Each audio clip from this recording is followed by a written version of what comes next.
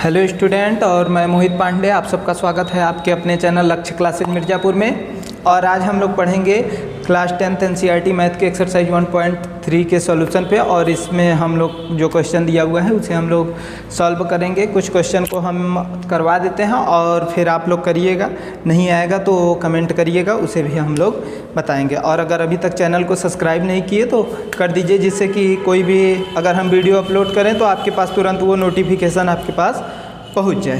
तो चलिए, जो आज है हमारा क्वेश्चन उसे सॉल्व करते हैं। तो यहाँ पे दिया हुआ है, सिद्ध कीजिए कि करड़ी में 5 एक अपरिमेय संख्या है। जैसे हम लोग सॉल्व किए हैं करड़ी में 2 एक अपरिमेय संख्या है इसके पिछले वाले इंट्रोडक्शन में, उसी प्रकार से इसे भी करेंगे। अगर अभी तक आप लोग इंट्रोडक्शन वाला वीडियो नहीं देखे हैं तो देख लीजिए, और उसका लिंक जो है डिस्क्रिप्शन में हम दे देंगे उसे। और यहाँ पे भी हम लोग जो सॉल्व करेंगे वो नियम क्या होगा, विरोधाभास विधि से ही हम लोग सॉल्व करेंगे। तो जैसा कि हम लोग पढ़े हैं उसी प्रकार से सॉल्व करेंगे यहाँ भी। तो सबसे पहले हम लोग करेंगे, माना करड़ी में 5 एक परिमेय संख्या है। करड़ी में 5 एक परिमेय संख्या है, ये हम लोग माने। अब जब ये करड़ी में 5 एक परिमेय संख्या है तो इसे हम लोग क्या लिख सकते हैं, p बाई क्यू के रूप में लिख सकते हैं, जहाँ पे q does not equal to 0, जहाँ p और q क्या है, सहभाज्य संख्या,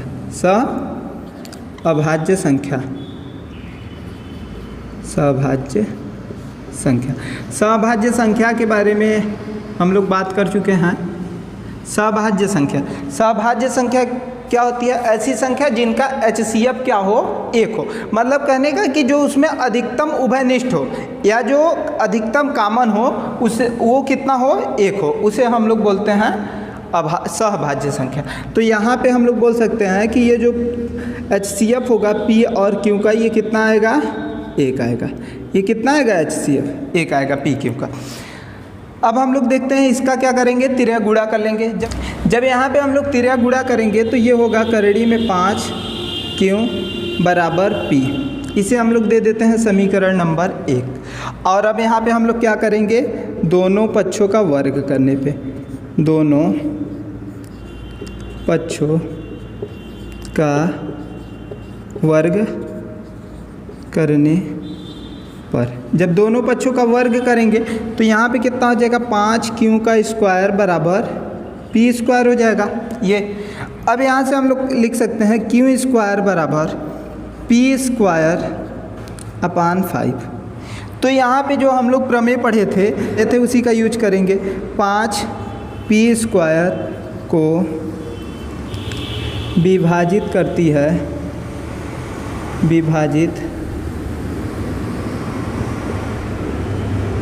है, जब 5P स्क्वायर को विभाजित करती है तब 5P को भी विभाजित करेगा, विभाजित करेगी। यही हम लोग प्रमेय पढ़े थे। तो जब यहाँ पे 5P को विभाजित कर रहा है तो मतलब P/5 होगा, और इसका कुछ तो मान आएगा, और जो मान आएगा उसे हम लोग मान लेते हैं, वो मान क्या होगा, C। इसे हम लोग माने हैं, तो हम लोग लिख देते हैं माना। अब यहाँ पे देखते हैं, ये मान ली। अब यहाँ से अगर हम लोग तिर्या गुणा करेंगे तो P का जो मान आएगा वो कितना आ जाएगा, 5C। P का मान कितना आ गया, 5C। तो यहाँ पे अब हम लोग क्या करेंगे, समीकरण 1 में, समीकरण 1 कहाँ है, यहाँ पे समीकरण 1 में P बराबर 5C हम लोग रख देंगे, यहाँ पे हम लोग प्रतिस्थापित कर देंगे। तो यहाँ पे हो जाएगा करड़ी में 5Q बराबर, यहाँ पे P है तो P के जगह पे कितना रख देंगे, 5C। फिर हम लोग क्या करेंगे, दोनों पक्षों का वर्ग करेंगे। यहाँ पे भी जब दोनों पक्षों का वर्ग करेंगे तो यहाँ पे हमें मिलेगा 5Q स्क्वायर बराबर 25C स्क्वायर हमें यहाँ पे मिलेगा। तो यहाँ पे अब हम लोग देखते हैं, ये हो जाएगा 5Q square upon 25 equal to कितना हो जाएगा सी स्क्वायर। यहाँ पे जब हम लोग कैंसिल करेंगे तो ये आ जाएगा Q square upon 5 equal to C square. फिर वही चीज़ हम लोग करेंगे जैसे यहाँ पे हम लोग ये किए हैं। यहाँ पे लिखेंगे 5 क्यू स्क्वायर को विभाजित करती है, तो 5 क्या करेगा, क्यू को भी विभाजित करेगा। जब 5 क्यू को विभाजित करेगा तो यहाँ पे जो आएगा Q/5 का वैल्यू कुछ आएगा। ये वैल्यू को हम लोग मान लेते हैं कि जो वैल्यू आएगा वो क्या होगा, D होगा। इसे भी हम लोग क्या कर देते हैं, माना। अब यहाँ से जब हम लोग इसका तिर्यक गुणा करेंगे तो ये Q का वैल्यू जो आएगा वो कितना हो जाएगा, 5D। Q का वैल्यू कितना आ गया, 5D। और P का वैल्यू जो आया था पहले वो कितना था, 5C यहाँ से। तो अगर अब यहाँ से हम लोग देखें HCF निकालें इन दोनों संख्याओं का, P और Q का, तो वो कितना आएगा, 5। P और Q का HCF कितना आएगा, 5। जबकि आना कितना चाहिए, 1 आना चाहिए। अब यहाँ पे हम लोग लिखेंगे यह गलत है क्योंकि P और Q सहभाज्य संख्या है। यह गलती हमारे गलत कल्पना के कारण आया कि करड़ी में 5 एक परिमेय संख्या है, अतः करड़ी में 5 एक अपरिमेय संख्या होगा। तो इसे आप लोग लिख दीजिएगा नीचे, और उम्मीद करते हैं आप लोग को ये क्वेश्चन बहुत अच्छे से समझ में आ गया होगा। तो बढ़ते हैं अब हम लोग अपने नेक्स्ट क्वेश्चन की ओर। नोट कर लीजिए आप लोग इसे। अब यहाँ पे देखते हैं अपना क्वेश्चन नंबर 2 और इसे हम लोग सॉल्व करते हैं। तो यहाँ पे जो दिया हुआ है, सिद्ध कीजिए कि 3 + 2 करड़ी में 5 एक अपरिमेय संख्या है। यही हमें यहाँ पे सिद्ध करना है। इसे भी हम लोग विरोधाभास विधि से ही करेंगे, लेकिन यहाँ पे जो है थोड़ा सा नियम चेंज होगा। तो चलते हैं, देखते हैं हम लोग इसे। स्टार्टिंग हम लोग उसी से करेंगे। तो यहाँ पे हम लोग लिखेंगे, माना 3 + 2 करड़ी में 5 एक परिमेय संख्या है, एक परिमेय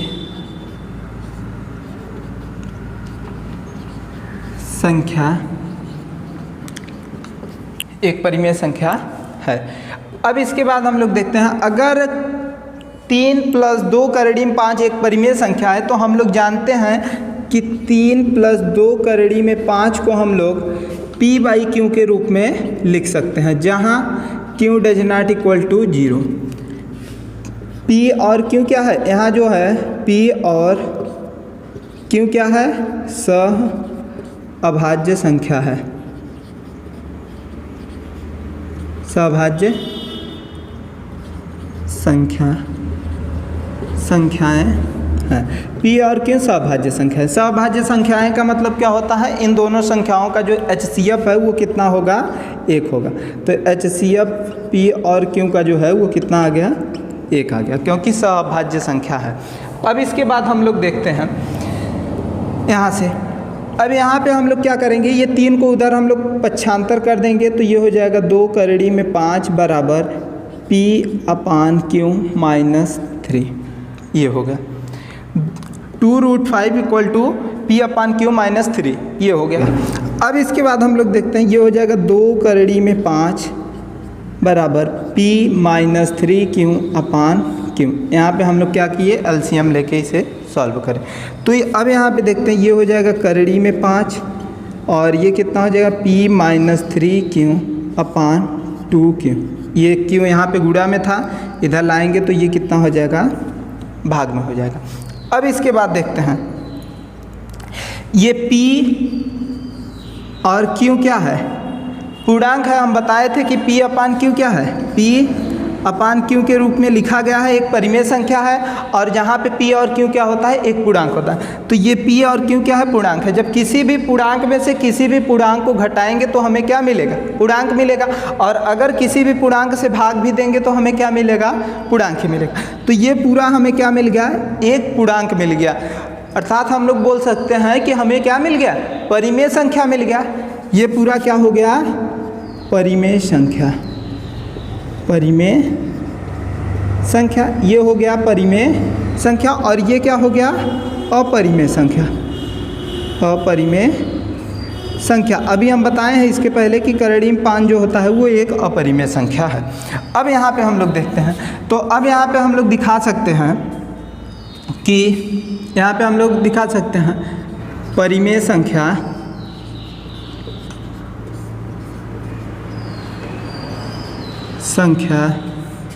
अपरिमेय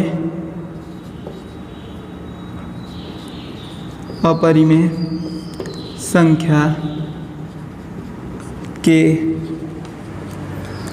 बराबर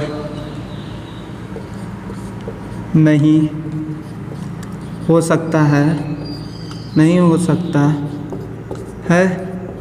परिमेय संख्या अपरिमेय संख्या के बराबर नहीं हो सकता है। यह गलती हमारे गलत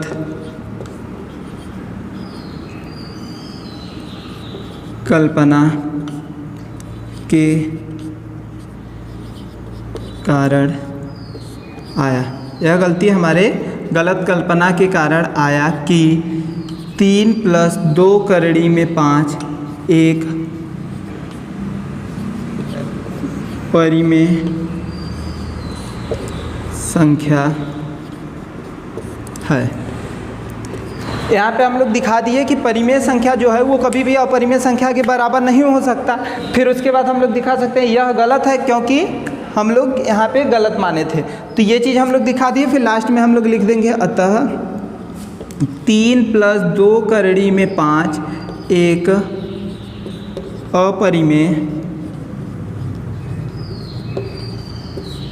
अपरिमेय संख्या है। 3 + 2 करड़ी में 5 एक अपरिमेय संख्या है। इस प्रकार से हम लोग दिखा सकते हैं इसे। अब हम लोग चलते हैं अपने नेक्स्ट क्वेश्चन की ओर, आप लोग इसे नोट कर लीजिए। चलिए अब यहाँ पे हम लोग देखते हैं अपना क्वेश्चन नंबर 3। इसमें 3 पार्ट दिया हुआ है, एक पार्ट आप लोग करिएगा, ये पहला वाला, और दूसरा और तीसरा को हम अभी करवा देते हैं तुरंत। तो आप लोग करिएगा, नहीं आएगा तो फिर कमेंट करिएगा, हम बताएंगे। तो चलिए यहाँ पे स्टार्ट करते हैं क्वेश्चन नंबर, जो इसका तीसरे का दूसरा पार्ट दिया हुआ है इसे। तो यहाँ पे हमें दिया हुआ है सिद्ध कीजिए कि निम्नलिखित संख्याएं अपरिमेय है। तो हमें दूसरा करना है, मतलब 7 करड़ी में 5 हमें यहाँ पे सिद्ध करना है कि एक अपरिमेय संख्या है। तो यहाँ पे देखते हैं, सबसे पहले हम लोग क्या करेंगे, मान लेंगे ये, इसे भी हम लोग किस नियम से करेंगे, विरोधाभास नियम से ही करेंगे। तो यहाँ से हम लोग मान लेंगे, माना 7 करड़ी में 5 एक परिमेय संख्या है, परिमेय संख्या है।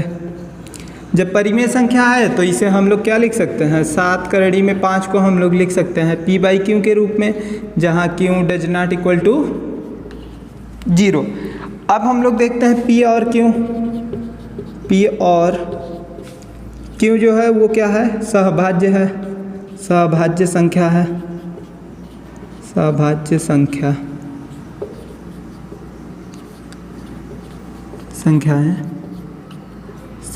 हैं, सहभाज्य संख्याएं हैं।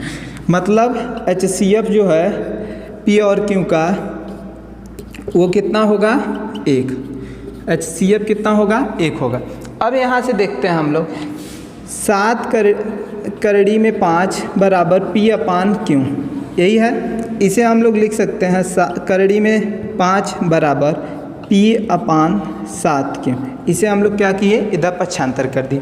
तो ये क्या है, एक पूर्णांक है, क्यों क्या है, पूर्णांक है। तो जब 7 से मल्टीप्लाई करेंगे तो हमें क्या मिलेगा, एक पूर्णांक ही तो मिलेगा।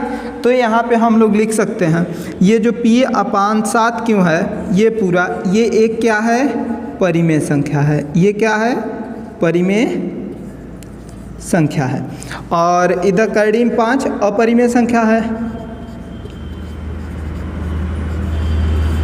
अपरिमेय संख्या, ये चीज़ हो गया। अब देखते हैं यहाँ क्या हुआ कि परिमेय संख्या अपरिमेय संख्या के बराबर आ गया, जबकि ऐसा कभी हो नहीं सकता कि परिमेय संख्या अपरिमेय संख्या के इक्वल आ जाए, ऐसा नहीं होगा। तो हम लोग लिखेंगे यहाँ पे परिमेय संख्या अपरिमेय संख्या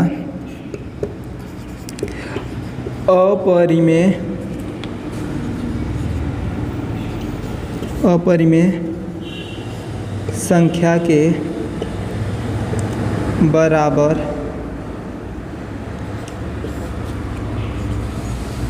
नहीं हो सकता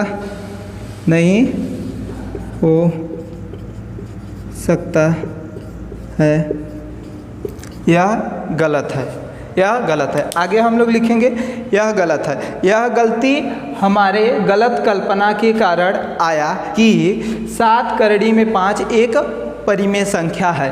अतः लास्ट में हम लोग लिखेंगे अतः 7 करड़ी में 5 एक अपरिमेय संख्या है।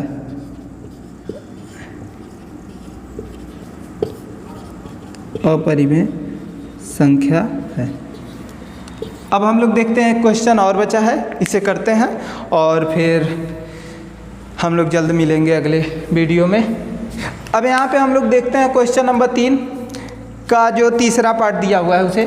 तो यहाँ पे हमें दिया हुआ है 6 प्लस करड़ी में 2 एक अपरिमेय संख्या है, यही हमें सिद्ध करना है। अपरिमेय संख्या है, ये हमें क्या करना है, सिद्ध करना है। तो यहाँ पे हम लोग करेंगे, सबसे पहले हम लोग जो करते हैं, माना 6 प्लस करड़ी में 2 एक परिमेय संख्या है, एक परिमेय संख्या है। ये चीज़ को हम लोग क्या किए, सबसे पहले यहाँ पे मान लिए। अब इसके बाद देखते हैं, जब 6 प्लस करड़ी में 2 एक परिमेय संख्या है तो इसे हम लोग लिख देंगे p/q के रूप में, क्योंकि हम सबसे पहले बता चुके हैं कि अगर कोई भी संख्या परिमेय है तो उसे हम लोग p/q के रूप में लिख सकते हैं। तो और q जो होगा यहाँ पे डज नॉट इक्वल टू 0, मतलब q 0 के बराबर नहीं है। अब यहाँ पे देखते हैं p और q जो है वो क्या है, सहभाज्य संख्याएं हैं। तो यहाँ पे सहभाज्य संख्याएं का मतलब क्या हो गया, HCF जो होगा p और q का वो कितना आएगा, 1 आएगा।